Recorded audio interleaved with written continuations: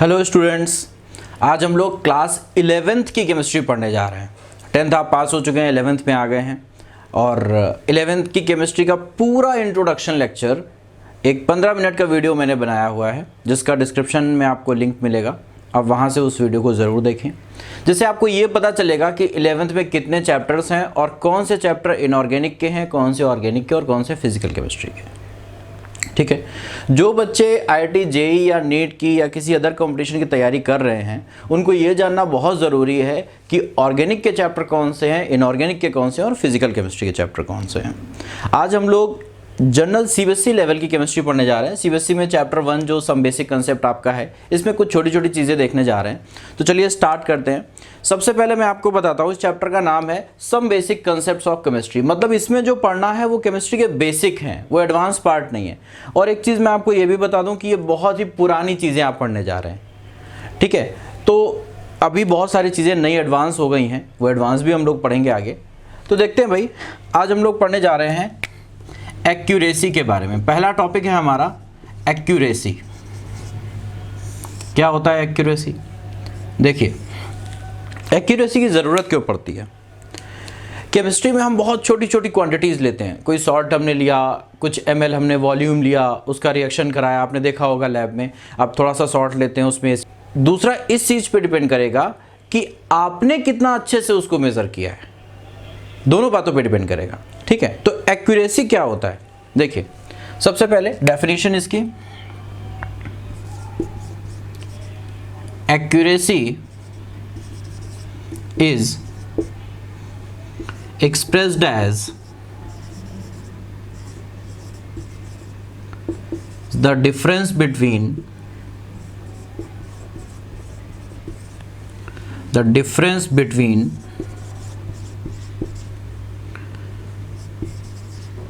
the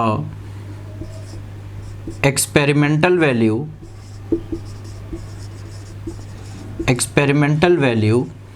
or the mean value of a set of experiments, set of measurements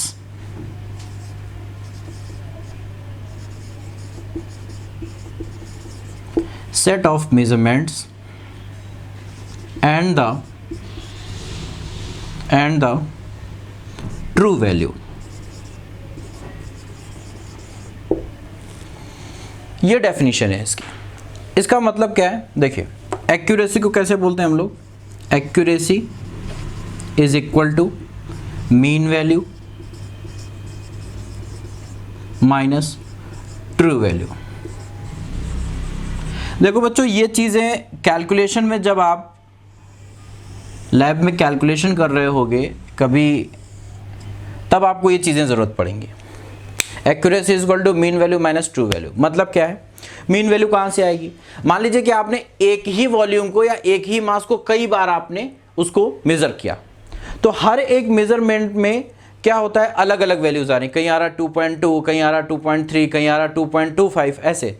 तो उन सारे measurements का आपने मीन वैल्यू ले लिया। ठीक है, और एक तो कोई उसकी एग्जैक्ट वैल्यू होगी। सब वो एग्जैक्ट वैल्यू कहाँ से आएगी? जिसको हम लोग ट्रू वैल्यू कह रहे हैं, वो ट्रू वैल्यू कहाँ से आएगी? वो ट्रू वैल्यू आपको किसी बहुत ही हाई इफिशिएंट मशीन से कैलकुलेट करके आई, या पहले से आपको बता दी गई कि ये ट्रू वैल्यू है। और एक वैल्यू कौन सी है? जो आपने बहुत बार उसको कई बार कैलकुलेट किया हुआ है, कई बार मेजर किया हुआ है, और अलग अलग आपको वैल्यूज मिल रही हैं।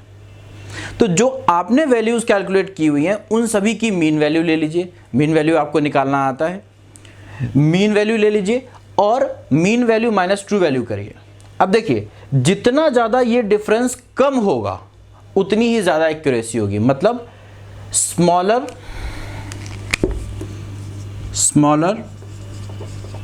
The difference between the mean value and the true value, larger is the difference, larger is the accuracy।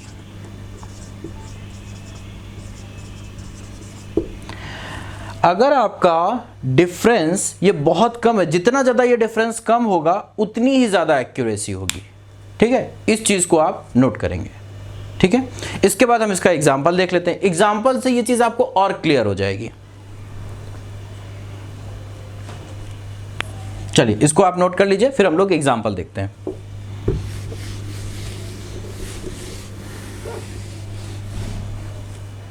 देखो बच्चों, सपोज हमारे पास केमिकल एनालिसिस के लिए कोई सैंपल आया है और हमें उसका वेट करना है। ठीक है, या हमें उसमें से किसी पर्टिकुलर एलिमेंट को एनालाइज करना है। ठीक है, तो सपोज कि हमने सैंपल है हमारे पास और उसमें हमें क्लोरीन को आइडेंटिफाई करना है कि क्लोरीन का परसेंटेज क्या है उसमें। तो क्लोरीन का जो ट्रू वैल्यू दिया हुआ है आपको, ट्रू वैल्यू है 20.30 और हमने अलग अलग तरीके से, हमने अलग अलग मेथोडोलॉजी यूज़ की है और उससे हम इसका परसेंटेज निकाल रहे हैं, percentage of chlorine in a given sample. ठीक है, हमें क्या निकालना है? हमें निकालना है percentage of Cl in a given sample, हमको ये निकालना है। ट्रू वैल्यू बेटा आपको दी हुई है 20.30। अब आपने मेथड ए का यूज़ किया, फर्स्ट मेथड का यूज़ किया और आपने निकाला परसेंटेज क्लोरीन का 20.60%। आपने मेथड बी यूज़ किया और इससे आपने निकाला परसेंटेज ऑफ क्लोरीन कितना? 20.46।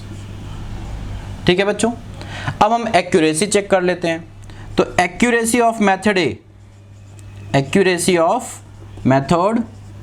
ए, क्या हो जाएगा? Accuracy of method A is equal to हो जाएगा, क्या होता है फॉर्मूला, क्या होता है हमारा? Mean value minus true value.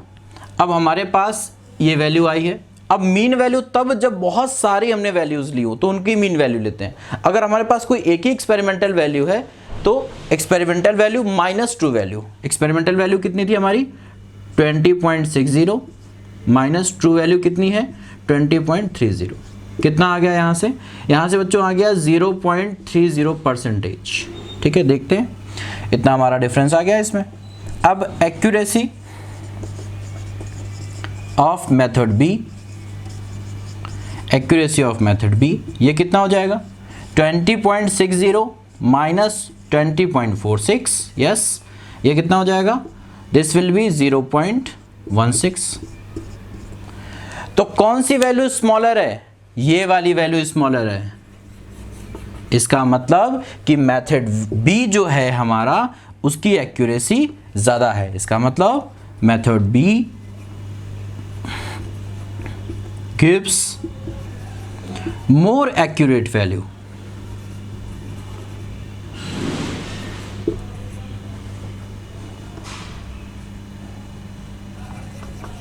ठीक है बच्चों, तो इस तरह से हम लोग निकालते हैं। अब जैसे हमारे पास हमने दो एक्सपेरिमेंट किया, हमारा अब हो सकता है कि यहाँ पर कई सारी वैल्यूज़ आ जाएं, तो अगर बहुत सारी वैल्यूज़ आएंगी तो उनका हम मीन ले लेंगे। अगर एक ही वैल्यू है तो वो हमारी एक्सपेरिमेंटल वैल्यू हो गई। एक ही वैल्यू है, एक्सपेरिमेंटल वैल्यू, बहुत सारी एक्सपेरिमेंटल वैल्यू हैं तो उसको हम मीन वैल्यू ले लेंगे उसमें से। ठीक है, तो इस तरीके से हम लोग निकालते हैं। ठीक है, एक और इंपॉर्टेंट लाइन है इसमें जो आपको याद रखनी है, उसको भी बच्चों नोट कर लेंगे आप लोग। वो क्या है? वो ये है कि accuracy expresses the correctness of measurement। Accuracy क्या होती है? किसी भी मेजरमेंट की करेक्टनेस होती है। इसको भी आप नोट कर लेंगे। Accuracy expresses the correctness of measurement. ठीक है बच्चों, तो इस तरह से हम लोग एक्यूरेसी को कैलकुलेट करते हैं। अब ये जो एक्यूरेसी है, एक्यूरेसी के लिए हमें चाहिए होता है ट्रू वैल्यू। अगर ट्रू वैल्यू नहीं गिवन है तब हमें निकालना पड़ता है कुछ दूसरा। क्या निकालते हैं? तब हम निकालते हैं प्रिसिशन। तब हमें चाहिए होता है प्रिसिशन। अब ये क्या है, ये क्या है? मैं अभी आपको मीन वैल्यू भी निकालना सिखाऊंगा कि मीन वैल्यू कैसे निकालते हैं, ठीक है। प्रिसिशन क्या होता है?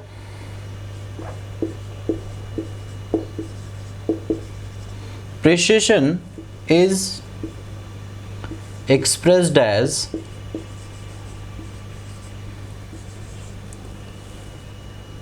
the difference between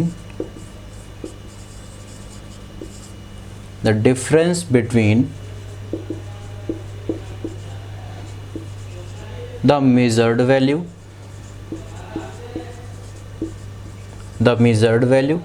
and the arithmetic mean value.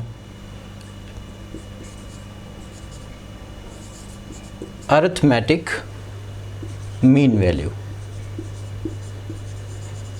Arithmetic mean value for the series of measurement.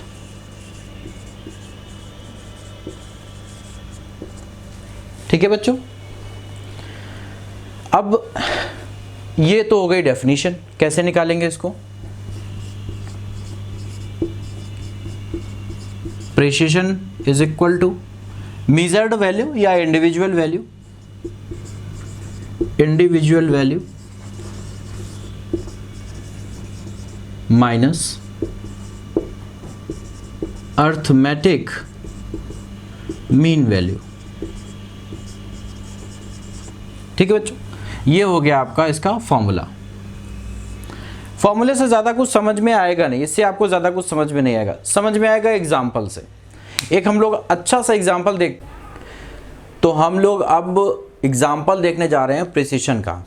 और हमने एक चीज़ ये फाइंड आउट की कि अगर हमें ट्रू वैल्यू नहीं गिवन है तो हमें प्रिसिशन निकालना पड़ता है, और अगर ट्रू वैल्यू गिवन है तो एक्यूरेसी निकालनी पड़ती है। तो देखो प्रिसिशन का मतलब क्या होता है? प्रिसिशन का मतलब ये है कि सपोज आपको एक सैंपल दिया गया और आपको उसको बार बार मेज़र करना है, और जब आपने उसको हर बार मेज़र किया, सपोज 4 टाइम्स आपने उसको मेज़र किया, तो मेज़र करने में कुछ हर बार जो रिज़ल्ट आ रहा है उसमें बहुत माइनर सा डिफरेंस आ रहा है, कभी 0.5, 0.05 इस तरीके का डिफरेंस आ रहा है। तो जितने बार आपने उसको मेज़र किया है और जो उसमें जो डिफरेंसेस की जो रेंज है वही उसका प्रिसिशन होता है। अब इसको हम लोग एक एग्जांपल से समझते हैं। सपोज हमारे पास किसी केमिकल कंपाउंड का कोई सैंपल है और हमने उसमें परसेंटेज ऑफ आयरन को कैलकुलेट करना है। तो हमने 2 स्टूडेंट्स को अलग अलग दिया और हमने कहा कि आप इसमें अपना मेथड यूज़ करिए और मेथड यूज़ करके इसमें बताइए परसेंटेज ऑफ आयरन कितना है। ठीक है, तो 2 स्टूडेंट थे, स्टूडेंट ए और स्टूडेंट बी। इन्होंने परसेंटेज ऑफ आयरन किसी सैंपल में निकाला है और फर्स्ट टाइम इनका निकला 20.50 और 20.48, 20.52, 20.50 और यहाँ पे स्टूडेंट बी की ये डिटेल्स हैं। ठीक है, अब हमें सबसे पहले ये जो वैल्यूज़ हैं इनका अर्थमेटिक मीन निकालना पड़ेगा। अर्थमेटिक मीन कैसे निकालते हैं? देखो बड़ा आसान सा है, जितनी वैल्यूज़ आपको गिवन हो सारी वैल्यूज़ का सम कर दीजिए, और जितनी वैल्यूज़ हैं 4 वैल्यूज़ हैं तो सम ऑफ ऑल वैल्यूज़ अपॉन 4, इन सबको ऐड करिए अपॉन 4 कर दीजिए। यहाँ पर सम ऑफ ऑल वैल्यूज़ अपॉन 4। ठीक है, तो जब आप इसको ऐड करेंगे तो यहाँ से जो अर्थमेटिक मीन निकलेगा आप करके देखिएगा, सभी वैल्यूज़ को ऐड करिएगा और फिर 4 से डिवाइड करिएगा। इसके लिए जो अर्थमेटिक मीन आएगा वो आएगा 20.50, ये आएगा। ठीक है, यहाँ पे कितना आएगा? जब आप इसका करेंगे अर्थमेटिक मीन निकालेंगे तो इसका आएगा 20.52, इन सभी वैल्यूज़ का अर्थमेटिक मीन। ठीक है, तो अब हमारे पास, अब हमें इसमें प्रिसिशन चेक करना है। प्रिसिशन का फॉर्मूला क्या होता है? चलो वो भी देख लेते हैं। प्रिसिशन का फॉर्मूला होता है individual value minus arithmetic mean. तो हम यहाँ लिख देते हैं उसको, precision is equal to individual value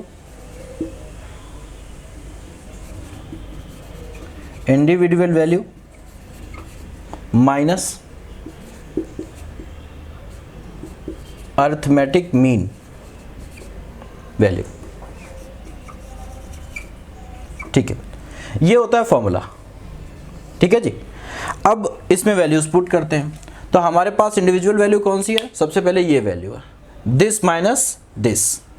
तो पहली फर्स्ट वैल्यू के लिए हमारे पास यहाँ से कितना आ जाएगा? 20.50 माइनस 20.50, ये क्या है? Arithmetic mean value. कितना आया रिजल्ट? 0। मतलब यहाँ पर जो डेविएशन है इन दोनों के बीच में वो कितना आ रहा है? 0 आ रहा है। चलो ठीक है, तो एक काम करते हैं कि इस डेविएशन को जो भी आ रहा है इसको यहाँ ब्रैकेट में लिख लेते हैं। इसमें डेविएशन आया 0। ठीक है बच्चों, अब दूसरी दूसरी वैल्यू से कैलकुलेट कर लेते हैं, सेकंड वैल्यू से। ये फर्स्ट वैल्यू थी, ये सेकंड वैल्यू। सेकंड वैल्यू क्या है? 20.48 माइनस अर्थमेटिक मीन कितना है? 20.50। तो यहाँ पर कितना आएगा? आएगा 0.02। 0.02। ठीक है जी। अच्छा, ये वैल्यू कैसे आएगी बच्चों? माइनस में। ठीक है, माइनस में वैल्यू आएगी, लिख देते हैं यहाँ पर 0.02। वो भी कौन सा? माइनस में लिख देते हैं इसको। ठीक है जी, माइनस में लिख दिया। इसको निकालेंगे तो कितना आएगा? प्लस का आएगा 0.02। इसको निकालेंगे तो कितना आएगा? 0। ये डेविएशन आ गया। स्टूडेंट ए के लिए हमने डेविएशन निकाल लिया कि इंडिविजुअल वैल्यू और अर्थमेटिक मीन वैल्यू का डेविएशन कितना, ये आ गया। चलिए यहाँ देख लेते हैं, यहाँ भी निकाल लेते हैं। तो जब आप इसमें निकालेंगे तो पहला मैं निकाल देता हूँ यहाँ पर। पहला कितना आ जाएगा? इंडिविजुअल वैल्यू कितनी है? 20.75 माइनस 20.52, ये कितना आ जाएगा? ये आ जाएगा आपका प्लस का 0 पॉइंट और ये हो जाएगा 0.23। ठीक है जी, पहला ये हमने देख लिया 0.23। ठीक है, 23। उसके बाद इसके लिए आप निकालेंगे तो इसके लिए आ जाएगा इसके लिए हमारा आ जाएगा प्लस का 0.13। इसका आ जाएगा हमारा माइनस का 0.10। ठीक है, सॉरी 12। और यहाँ पर आ जाएगा हमारा माइनस का 0. ये आ जाएगा आपका 24। ठीक है, ये आ गया अपना। ये आ गया डेविएशन स्टूडेंट ए के लिए, और बी के लिए हमने सारा डेविएशन निकाल लिया। अब इसमें आप देखिए कि इसमें जब इस स्टूडेंट बी ने जब कैलकुलेट किया तो इसका मैक्सिमम डेविएशन कितना गया है? This is maximum deviation. ये क्या है? Maximum deviation. और इसमें मैक्सिमम डेविएशन कितना गया है? Plus minus 0.2। इसमें मैक्सिमम डेविएशन कितना गया है भाई? ये वाला है, तो मैं इधर लिख देता हूं। यहां पर जो मैक्सिमम डेविएशन है वो है प्लस माइनस 0.02। अब देखिए क्या होता है अप्रिशिएशन। जितना कम difference, smaller the difference between individual value and arithmetic mean value, मेरे इस लाइन को ध्यान से समझना, smaller the difference between the individual value and the arithmetic mean value, higher is the precision. Precision उतना ही ज़्यादा होगा। तो स्टूडेंट ए की जो वैल्यूज़ हैं ये मोर प्रिसाइज वैल्यूज़ हैं। क्यों? क्योंकि इनमें जो डेविएशन आ रहा है वो 0.02 आ रहा है, जो कि बहुत कम है। और यहाँ पर इसके कंपैरिजन में जो डेविएशन है वो माइनस का 0.24 आ रहा है। तो जितना ज़्यादा डेविएशन होगा वैल्यू उतनी ही लेस प्रिसाइज होगी। तो for more precise value the difference between the individual value and the arithmetic mean value should be less. Okay, तो this is all about precision. Okay, thank you.